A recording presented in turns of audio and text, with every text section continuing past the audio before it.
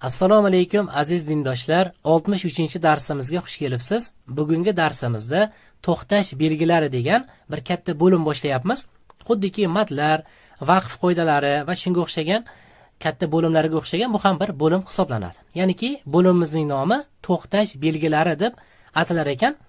U bir nechta darslarga bo'lingani uchun bugun birinchi qismini o'tamiz. Shu aytib o'tganimdek, bir nechta darslar mobaynida sekin-sekin o'rganishni davom ettiramiz. O'zi to'xtash belgilari nima uchun kerak va Qur'oni Karimda ular qanaqa bo'ladi?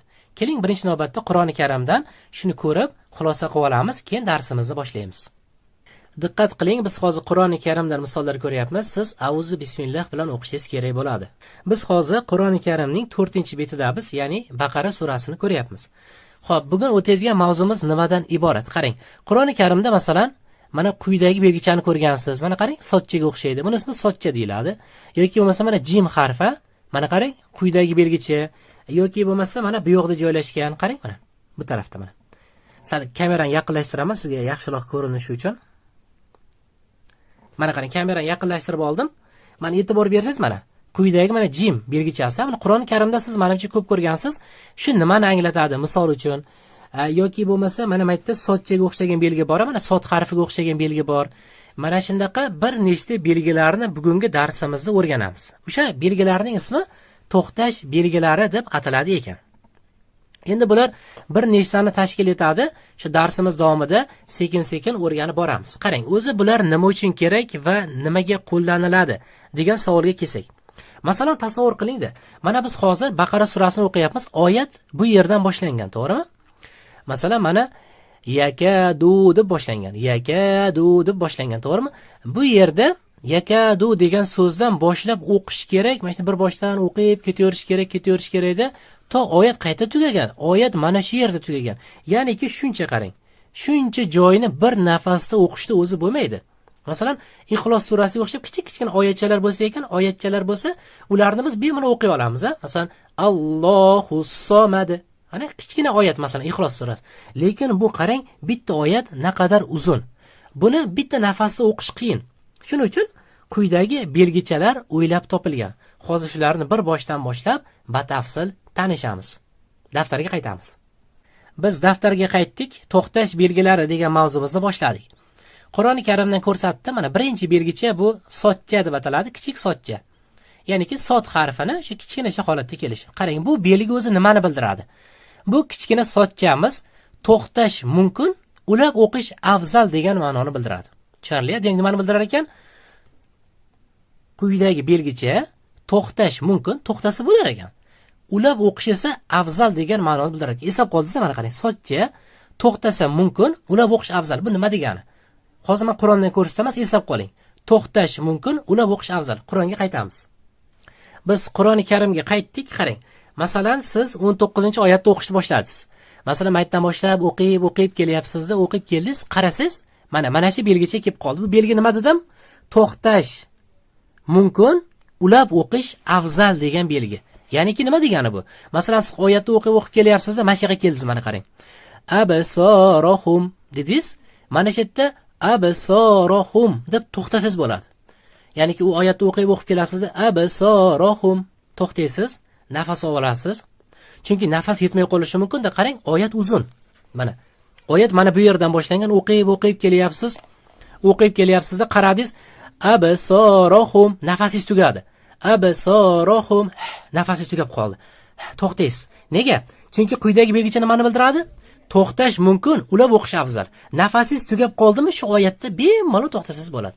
Bu belgilar qarang, Qur'oni Karimda uzun oyatlarda to'xtashni ham bildirar ekanda. Demak, mana shunaqa belgichani ko'rib qolsangiz, bundan keyin xohlasangiz shu yerda to'xtang. Qoidada aytib o'tdim, to'xtash mumkin, ulab o'qish afzal degan ma'no bildirar ekan-ku. Nafasingiz tugab qolsa to'xtang. Absarohum nafas oling. Keyin kullama deb keyin davom o'qib keting. Agar nafasingiz yetsa, oyatni o'qib kelyapsa, qarang. Absarohum kullama deb o'qib ketavering. Nafasingiz yetsa, ulab o'qish afzal, juda yaxshi, o'qib ketavering. Lekin ulab o'qiyman deb nafasingiz yetmay qolib, mana bu yerda o'rtalarda to'xtab qolmang-da. Xo'pmi? Qarang, siz maytdan boshlab o'qib kelyapsizmi, oyatni boshidan o'qib kelyapsiz, nafasingiz tugayapti, to'g'ri? Nafas olishingiz kerak-ku. Shuning uchun mana shu to'xtang, chunki to'xtash mumkin bunda. Absarohum deb to'xtang, nafas oling. kullama deb keyin davom etib ketavering. Agar aytib o'tganim nafasingiz yetsa, absarohum kullama deb o'ylab o'qib ketavering. Qisqa qilib aytganda, quyidagi sochchamiz to'xtash mumkin. Shu sochchani ko'rib qolsangiz, mana yerda absarohum deb to'xtang xohlasangiz, nafasingiz yetsa absarohum kullama deb o'qib keting qo'shib. Tushunarlimi? Birinchi belgimiz shu. Xo'p, bu yerda mana bu sochchadan Qur'oni Karimda juda ham ko'p mana. Masalan, e'tibor bersangiz mana bu yerda ham bor mana. Mana bu yerda e'tibor bersangiz, lakum xohlang to'xtang. Agar nafasingiz yetsa lakum fala deb o'qib ketavering qo'shib. Tushunarlimi? Bu belgicha, demak, xulosa qilsak, to'xtash mumkin ekan, ulab o'qish afzal degan ma'noni bildirar ekan. Bu narsa o'zingizni holatingizdan kelib chiqadi. Nafasingiz tugab qolsa, lakum deb to'xtang. Nafasingiz yetyaptimi? Lakum fala deb qo'shib o'qib ketavering. Tushunarlimi? Birinchi belgimiz kichik sochcha, ma'nosi to'xtash mumkin, ulab o'qish afzal degan ma'noni bildiradi ekan. Endi keyingisini ko'ramiz, ikkinchi belgini. Daftarga boya oyat yozib qo'ydim, mana 4-bet deb o'sha oyatni mana yozib quyidagi belgichani ustiga qo'yib qo'ydim Qur'oni Karimdan. Keyingisi, ikkinchisi jim. Jim harfi, bu ham shu oyatning ustida keladi. Ma'nosi nima? To'xtash, to'xtamaslik ixtiyoriy. Xohlasangiz to'xtaysiz, xohlasangiz to'xtamaysiz. Hozir Qur'oni Karimda 4-betdan shunga misol ko'ramiz birgalikda. Eslab qoldingizlar, jimcha to'xtash, to'xtamaslik ixtiyoriy. Hozir Qur'onga qaytamiz yana. Biz yana Qur'oni Karimga qaytdik. Yana shu 19-oyat 4-betdagi bunday o'qib keldik, sochchani tanishdik. Bitta to'xtash mumkin, ulab o'qish afzal ekan. Yana o'qib ketyapmiz, mana jimcha kelib qoldi. Jimcha endi oyatning uzunligini qarang. Mana shu yerdan boshlanyapti, bir nafas o'qish kerak-ku to shu yergacha. Bu jimcha aytib o'tganimizdek, to'xtash, to'xtamaslik nima? Ixtiyoriy. To'xtash, to'xtamaslik ixtiyoriy bo'lgandan keyin endi holatdan kelib chiqasiz. Bu yerda oyat uzunroq bo'lsa, nafasingiz tugab qolsa, qomu deb to'xtang. Chunki jimcha ma'nosi nima edi? To'xtash, to'xtamaslik ixtiyoriy. To'xtaganda ham lekin o'sha vaqf qoidalari, madlarga rioya qilinadi.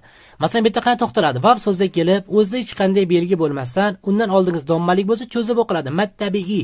Vaqf qoidasiga ko'ra cho'ziq bilan tugagan so'z cho'ziq bilan to'xtaladi. Ya'ni bitta jimda to'xtamoqchimiz, to'xtashning qoidasi bor ekan. Cho'ziq bilan tugayaptimi? Cho'ziq bilan to'xtaysiz. Shunda qomu deb to'xtaysiz.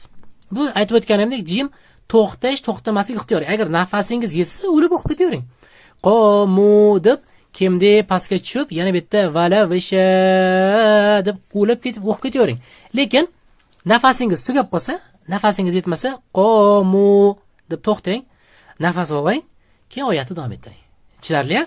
Demak, jimchani ma'nosi nima ekan? Jimcha to'xtash, to'xtamaslik ixtiyoriy. Xohlang to'xtang, xohlang davom eting. Masalan, mana aytdim, kelyapti mana. Va absorihim. Xohlang nafasingiz tugadimi? To'xtang. Va absorihim. To'xtang, nafas oling. Keyin yana boshqatdan nafas olib, innalloha deb davom eting. Agar nafasingiz yetyaptimi, o'lib o'qib ketavering. Chunki to'xtash, to'xtamaslik ixtiyoriy bunda. Masalan, nafasingiz yetyapti, qarang. Va absorihim innalloha.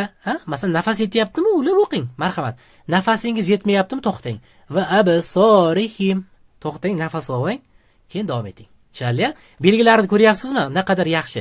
Chunki ayrimlarda bitta nafasni o'qishga, masalan, nafas yetmay qolishi mumkin. Shuni hisobga olib belgilar o'ylab topilgan. Tushunarli? Mana bu yerda ham bu sochchayda, bu nima edi? To'xtash mumkin, o'ylab o'qish afzal edi. Jimcha esa hozirgi nima ekan? Jimchani ma'nosi to'xtash, to'xtamaslik ixtiyoriy ekan. Ikkitasini o'rgandik. Hozir yana bitta belgini o'rganamiz. Biz yana daftarga qaytdik. Birinchisi sochcha, to'xtash mumkin, o'ylab o'qish afzal degan ma'no bildirar ekan. 4-betda misol yozib qo'ydim. Ikkinchisi bu jim harfi, to'xtash, to'xtamaslik ixtiyoriy ekan. Xohlasangiz to'xtaysiz, xohlasangiz to'xtamaysiz. Bunga ham shu 4-betdan misol yozib qo'ydim mana. Bunga misol yozdim. Xo'p, keyingisi 3-belgimiz quyidagi endi mana qof harfi. Bu nimani bildiratsa, bunga e'tibor bermaysiz, adashib yozib qo'yibman. Qarang, bu qof belgisi. Qof belgisi, qarang, ulab o'qish mumkin, lekin to'xtashlik afzal degan ma'no bildirar ekan. Demak, qof nima ekan? Ulab o'qish mumkin ekan, lekin to'xtashlik afzal ekan. Qur'oni Karimdan 18-betda misol ko'ramiz. Qof belgichasi ulab o'qish mumkin, lekin to'xtashlik afzal. Tushunarli? Qof. ulab o'qish mumkin ekan, to'xtasak lekin afzal bo'lar ekan. Shu belgini ko'ramiz. Beti 18-betga o'tamiz Qur'oni Karimdan. Biz Qur'oni Karimning 18-betiga qaytdik. Qof belgichasini ko'rish uchun mana ekranni yaqinlashtiraman, qarang. Mana qof belgichasi. Bular e'tibor bersangiz, mana qarang, so'zlarning ustida yoziladi mana. Masalan, bu belgicha nimani bildirar ekan? Ulab o'qisa bo'lar ekan, lekin to'xtagan afzal ekan. Masalan, qarang. Bu oyat qaytdan boshlangan. Oyat maytdan boshlangan ekan. Masalan, endi maytdan boshlab o'qib kelyapsiz, manaqa keldingiz. Bu belgichani ko'rib qoldingiz. Qof belgichasini. Qof belgichasi ma'nosi nima edi? Ulab o'qish mumkin, lekin to'xtagan afzal. Shuning uchun to'xtaymiz, qarang. Aya. Qarang, o'zi bu tamarbut edi, ustida nuqtalari bor edi, o'zi t deb o'qilishi kerak edi, lekin to'xtaganimiz uchun vaqf qoidasi bor edi, esingizdami? Tamarbut bilan to'xtasak, tamarbutni nimaga aylanib qolardi? Hechga aylanib qolardi. Shuning uchun mana qarang, to'rtburchakka olyapti mana. Ustidagi tamarbutdan nuqtasini olib tashlaysiz, hga aylanadi deyapti, Qur'on aytayapti, ishora qilyapti sizga. Ustidagi 10 tanvinini ham olib tashlayapti. Vaqf qoidasiga ko'ra, ustida fatha, kasr, domma bo'lsa, to'xtagan paytimizda hammasini olib tashardik-ku. Shuning uchun bitta olib tashlaysiz. Shunda o'rniga sukun qo'yib qo'yasiz. Qof o'zi to'xtash afzal, ulab o'qisa bo'lardi. Shuning uchun to'xtaymiz. O'qib kelyapsizda, aya. Ana. Chunki qof belgisi nima edi? Aytib o'tganimdek, to'xtagan afzal, ulab o'qish mumkin deb. Ulab o'qisangiz, mana belgilari hammasi o'qiladi. Tushunarli? Mana belgilar t deb o'qiladi ulab o'qisangiz. Ya'niki qanday bo'ladi shunda? Ayatun. Yana o'sha nunni qoidalariga e'tibor berasiz. Chunki qanaqa mana sukunlik nun harfidan keyin 15 ta harf kelib qolsa, ixfo qoidasiga tushadi-ku. Shuning uchun ulab o'qisangiz bularni olib tashlamaysiz mana ularni. O'zida o'qiladi. Ya'niki ayatun kazalika deb o'qib ketaverasiz. Lekin to'xtamoqchi bo'lsangiz, mana olib tashlaysiz. Aya. Chalyap, boshdan aytaman, qarang. To'xtamoqchi bo'lsangiz, vaqf qoidasiga ko'ra bu tamarbutingiz xga aylanib qolib, ustiga hammasi olib tashlaysiz. Aya deb to'xtaysiz. Lekin ulab o'qisa ham bo'lar ekan-ku mana qofchada. Ulab o'qimoqchi bo'lsangiz, o'zida o'qiysiz. Ya'ni ayatun kazalika tun ixfo. Ixfo qoidasi, chunki ixfo bu. Sukunlik nun harfidan so'ng 15 ta harfdan bittasi kaf harfi kelyapti. Chalyap. Lekin bu yerda to'xtagan afzal, chunki ko'rib turibsiz, oyat birinchidan uzun, ikkinchidan qofni o'zi xossasidan kelib chiqyapti, to'xtagan afzal deyaptim, to'xtagangiz yaxshi. Aya deb to'xtang, bo'ldi. Bugun azizlar, sizlar bilan 3 ta belgini ko'rib o'tdik. Hozir daftarga qaytamiz. Aytib o'tganimdek, bugun sizlar bilan to'xtash belgilaridan 3 tasini ko'rdik. Birinchisi sot. To'xtash mumkin, ulab o'qish afzal degan ma'no bildirar ekan. Qur'ondan oyat yozib qo'ydim bitta misol. Ikkinchisi jim harfi. To'xtash, to'xtamaslik ixtiyoriy degan ma'no bildirar ekan. Uchinchisi nima ekan? Uchinchisi bu qof harfi. Bu ham ulab o'qish mumkin, lekin to'xtash afzal degan ma'noni bildiradi ekan. Keyin tagiga qarang, yozib qo'ydim. Mana e'tibor bering. Tagiga e'tibor beradigan bo'lsangiz, mana diqqat. Madlar va vaqf qilish qoidalariga rioya qiling deb yozib qo'ydim. Sizga o'rgatib bo'ladi. Mana shu 3 ta o'tganimizga ikkita misol yozib keling. Mana ikkita misol topib kelasiz. Sotga 2 ta, mana shunaqa yozib qo'yasiz. Keyin jimga 2 ta, mana Qur'ondan misol betlari bilan iloji bo'lsa oyat raqamini yozib qo'ying. Keyin uchinchisi qof harfiga 2 ta misol, mana har biriga yozib kelasiz. Keyin shu to'xtayotganda Qur'oni Karimda nimaga e'tibor berish kerak ekan? Madlar va vaqf qilish qoidalariga e'tibor berish kerak ekan. Masalan, ustida sukun bo'ladigan bo'lsa, olib tashladi vaqfga ko'ra. Uni batafsil keyingi darsimizda o'tamiz. Sizga o'rgatsa bo'ladi 2 tadan misol yozib kelish hamda shu madlar va vaqf qilish qoidalari degan mavzumiz bor edi. Shuni yaxshilab qaytarib kelishingiz kerak bo'ladi. Keyingi darsimizda yana davomini o'tamiz, xudo xolasa. Bugungi darsimiz shu yerda o'z nihoyasiga yetdi.